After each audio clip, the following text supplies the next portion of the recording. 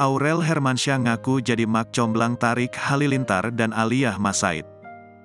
Pengakuan Aurel Hermansyah tersebut terungkap berkat video wawancara Atta Halilintar soal hubungan Tarik Halilintar yang viral. Dalam video tersebut, Atta Halilintar mengaku tidak mengetahui soal kedekatan adiknya dengan anak dari mendiang Aji Masaid tersebut.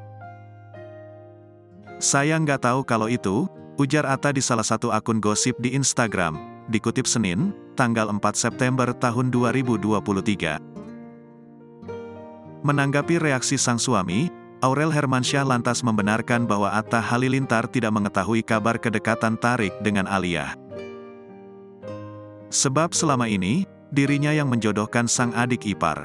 "Ngakak banget, emang suami saya gak tahu apa-apa karena yang jodohin saya wakak," komentar Aurel Hermansyah.